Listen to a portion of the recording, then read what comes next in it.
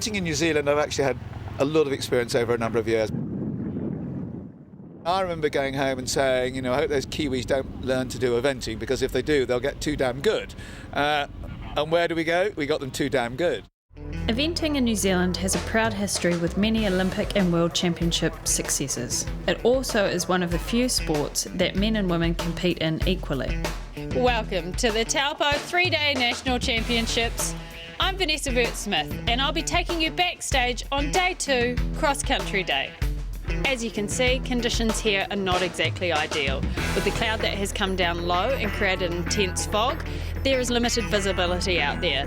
The riders are a little bit nervous about the fact that they cannot see ahead of themselves and the jumps are coming up quite fast. Cross-country course designer John Nicholson is an accredited international designer and designs at other international events. You build different fences for different courses and use what goes and what fits where. It's reasonably challenging, but hopefully fair and hopefully safe. Foggy, hopefully we don't get lost. The ground's chopped up a little bit, but as always I do a great job with the ground here at Taupo. I've got my Hitia safety vest on, so should something happen I'm well protected. The National 3-day Event Championships at Taupo is the final show for the season. Riders and horses must have qualified to compete at their respective levels during the previous 2 seasons.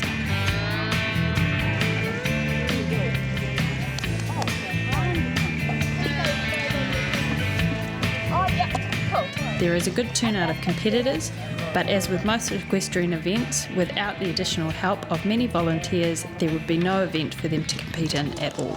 Today we've got 110 radios, so that's 110 volunteers that are out just on the cross-country course. So that's not taking into account the people that are in the office here scoring and doing the event management type things, and the people that are out cooking lunch and preparing meals for the volunteers and stuff. So, and that's just one day. So overall, I don't know, probably 300 people to run a 3-day. It's a very labour-intensive sport. It takes a lot of people to run a competition. Heading towards the inner water complex is the dark horse for Natalie Page. I think the officials and everyone did a great job considering the fog and people walking out in front of it and all that sort of stuff. So I think as long as the horses are safe and the riders are safe and you do as much as you can, I think it's a bit the sport that you choose, isn't it? Besides the many volunteers that make the event what it is, there are also those who have the job of looking after the rules for both Equestrian Sports New Zealand and the FEI. My job is representing the International Federation to come out here and try and pass knowledge on to ensure that the rules are up to date and that all the sort of latest moves coming from the Federation are understood, and at the same time to assess and test that the officials we have are actually good enough to do the job. And those really are the 2 aspects of my reason for being here. It's no good having a sport where the officials don't know their job or do their job well enough. As the sport gets stronger and there's more money comes into the sport, it's more important that the rules and regulations are appropriately used and used to good effect. So that's what we're trying to do. My job's like just one part of it. There's plenty of other people that have got just as bigger jobs as I've got to do. So just working with everyone, it's a neat crew of people, and we tend to, lots of the same people. So we always say, same people, different venue, you know, we all rock up to different competitions. So yeah, it's kind of like a family really, it's cool. One of the main aspects of the official's job is safety for both horse and rider. That the riders all get through safely and the horses are all well when they leave the grounds and everyone's had a good time. Out on the course, the judges at the fences are also concerned about safety. I have the water jump, which always is a crowd pleaser. Unfortunately, people do love to see people diving into the water. That's what I'm doing today, trying to get them safely through the water.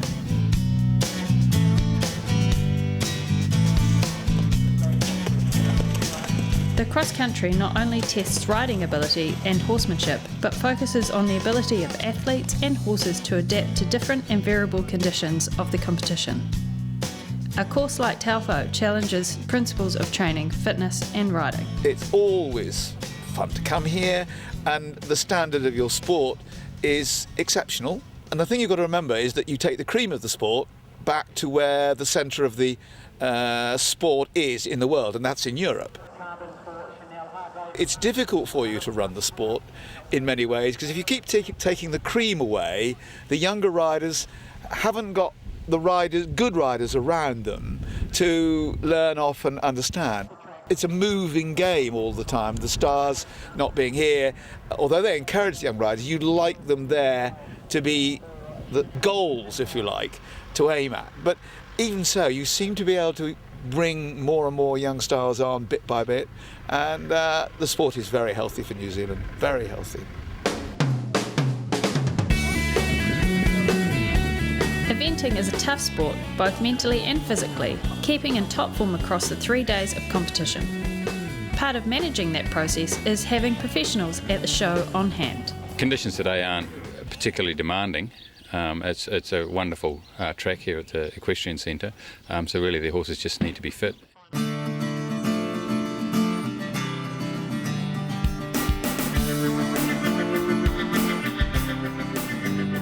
It comes at the end of the autumn season, so hopefully all our competitors have had some competing earlier in the previous few months, so that the horses are reasonably fit.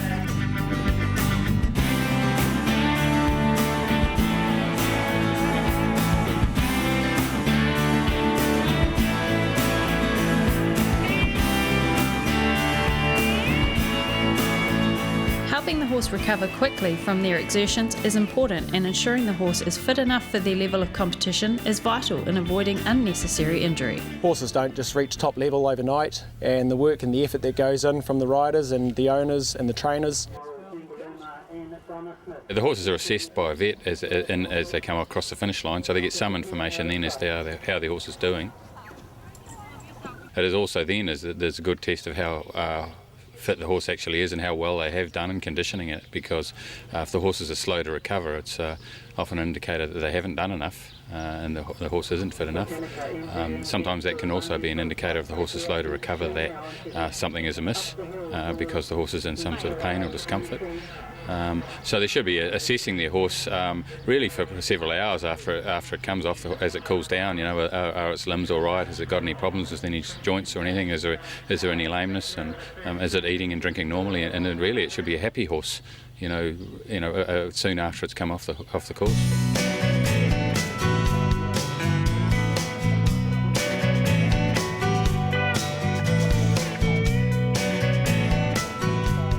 The cross-country phase of eventing causes horses to exert themselves to maximum levels and puts considerable stress on their bodies. As soon as they come back and they're removing their boots and checking the horses over, make sure they check the horses' shoes, make sure they haven't moved. There's a lot of torque placed on the shoes with the traction. The sooner they get it looked at, the sooner the chance of soundness for the following day's trot up. Choosing the correct studs for the terrain is very important for both safety and performance of the horse. With the horses running cross-country, most of the horses will be having some form of traction in their shoes of studs.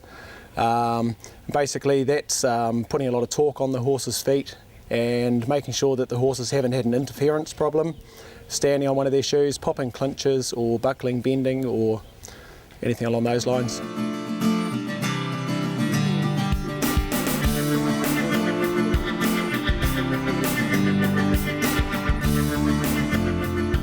They want a horse that's going to stand up to what it's going to do, and I suppose that's confirmation. Its feet, it needs to have good feet. You know, they say no hoof, no horse, and that's right. And they want a good fit, a good strong horse so they can get fit and have fun on. There's no point in throwing a lot of money, good after bad, if the horse is not sound to begin with. It's hard enough to keep a sound horse sound, never mind starting with a lame one. I believe it all comes down to preparation and having their prior planning. A lot of the top professional riders, they will work out where their final event is, how soon before that they'd like the horse to be shod, and then work back from that to almost the beginning of the season to plan their first shoeing, and so that the horses have had time to have their feet shod. If any problems happen, farriers are all humans, at least there's time to get the horse right and back off to the competition without holding anything up. Who else helps Mummy with the horses? Elise and Tess. Oh, and what's their jobs? To do studs and check them up. And what do you do? Brush their tails and sweep. Eventing, like most equestrian sports, is a family affair. One of the most important members of the family is the groom. Making sure the horses go out calm, happy, perfect, so that they can be in the best mind frame for Danny to get on, so that they can do their best for her. When they come back, making sure that everything's done, looked after, iced, made sure that they come back feeling 100%, so that tomorrow they can then go on and be perfect. I think just the pride of actually watching the horse you've worked from dragging out of the paddock to presenting it, watching it go, just watching your work be presented out with the top rider on it is a very proud moment for me. Being a groom is as much a career as being a professional rider and can bring many opportunities for travel. Organised through Danny, I'm going to go over to England and work the England season with Blythe Tate, which is very exciting. It's definitely a team sport. Horse, rider, groom and supporters. Is Mummy good? Yes, How good is Mummy? really good. She's the best?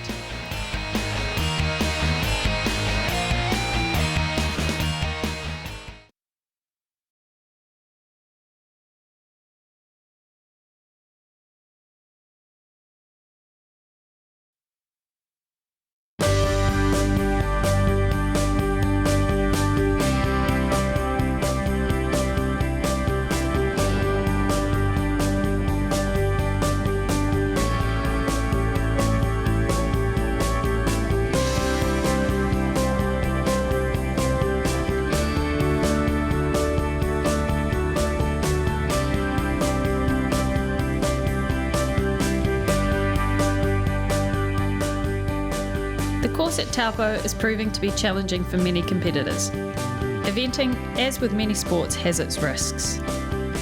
There is equipment available for riders to reduce these possible hazards. The head air vests are one I think everybody should wear, and I think they're the most valuable assets, and I know I've certainly fallen on a couple with them, and I know they've saved me a few things.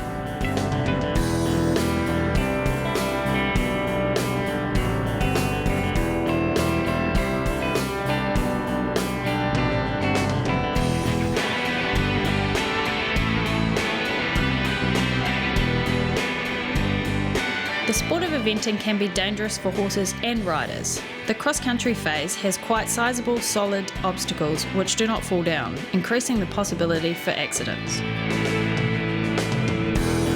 On an everyday purpose, you can wear the vest and you don't even know it's happening.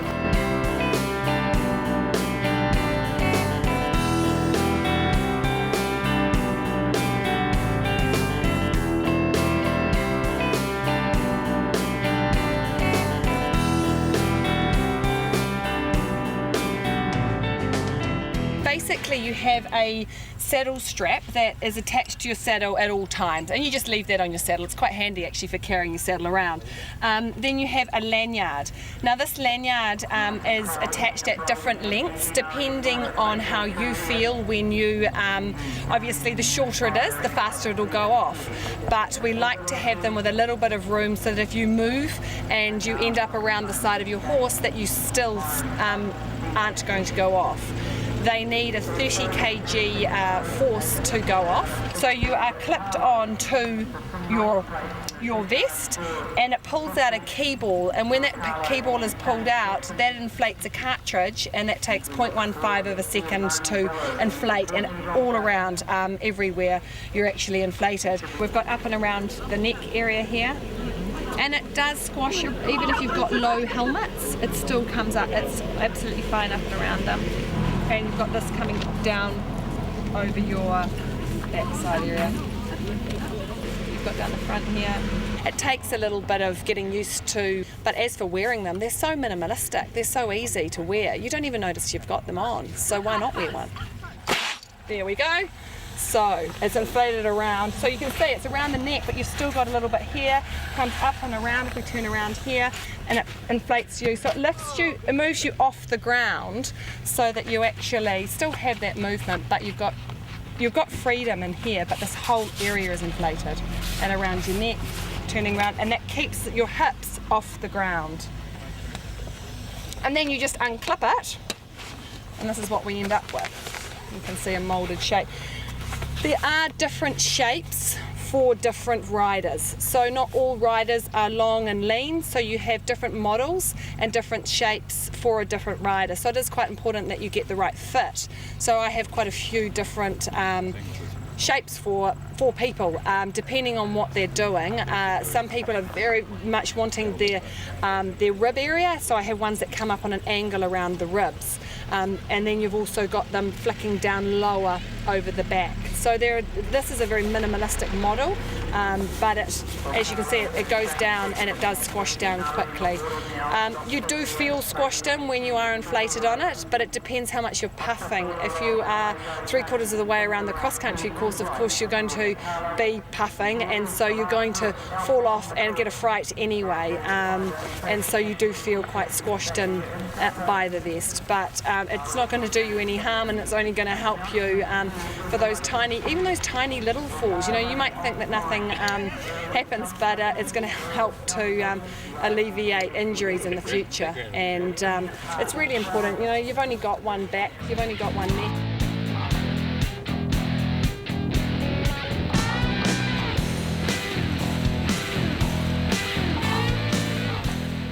You're going to have those tiny little falls, and you're going to think, oh damn, why did I have that vest on?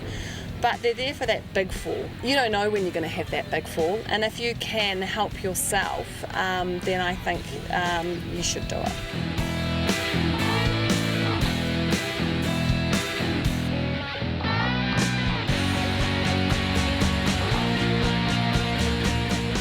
Knowing your horse is essential on the cross-country course. Riders need to understand their horse's limits and capabilities, especially on the technical parts of the course. Always make sure that my gear's really safe. He's got fantastic boots. Always wear a back protector. And obviously you walk your course as well as you can to make sure that you had the safest ride out there.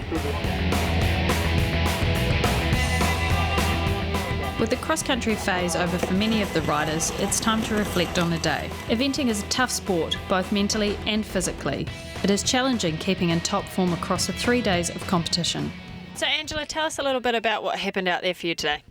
Well, I had a great start, and then I was pulled up before the water, or before the big table before the water, and we probably stopped for maybe 40 minutes, and the sun got lower and started to get a bit shadowy out there. So once we started, I had that in mind, and it was quite hard riding into the sun at times, but she was really good. Can you tell us a little bit about the safety factors that you take into consideration when getting prepared for an event like today for yourself and for the horse? Well, I have an air vest, which I would value.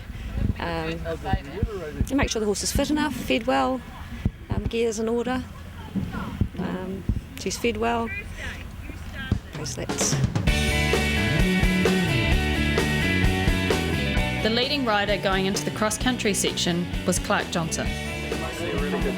Just gone around clear in the 3-star on Balmoral Sensation, which is very exciting. He was in the lead after the dressage, so we were a few seconds over the time, but it was pretty hard work out there. And then earlier in the day I had 2 really good clear rounds in the 1-star on some young horses that I've got, and in the 2-star unfortunately retired on course Cormier just wasn't feeling quite himself today. It was a bit out of character for him. He was a bit strong, so decided to save him for another day, but on the whole a really good day. It was quite a tricky course, like a lot of gallop spaces, coming back for combinations, which is a little bit tricky because my horse is a very bold galloper and he doesn't really like coming back for stuff. But he was great, the course rode really well. I think there was a couple of problems out there, I'm not really sure. But no, it was a good track, definitely. So Fraser, you're obviously still a bit full of running. How did today go for you? The horse is super, he was bold and he was clear. The but very strong. So I had my work cut out for me holding him, so that's why I'm still puffing. So where were you placed before you started on the cross country? I was down in 10th. Yeah, he's probably just a bit fit for this, but as I say, it's our first crack at this level, so yeah, very happy with him. Today is the cross country day of the 3-day event, and it's been a really, really great day at this level. The fog's cleared just in time for us, and it was a beautiful course designed by John Nicholson. I unfortunately didn't have a good day. My horse jumped beautifully. It was a really tough track and he absolutely nailed it, but I missed a fence. So that means for me I'm eliminated and out of the competition. But apart from that, I was really, really happy with how the horse went, and I think John always makes beautiful courses that really reward bold riding, real true cross-country courses that, yeah, always a pleasure to ride and always a challenge. And there's been lots of mistakes and stuff out there, but yeah, happy with how my horse went, but really, really disappointed with myself. The combination of the weather and the challenging course made for a tough day 2 of the Taupo 3-star. Many riders were eliminated, thinning out the numbers for the show jumping on day 3.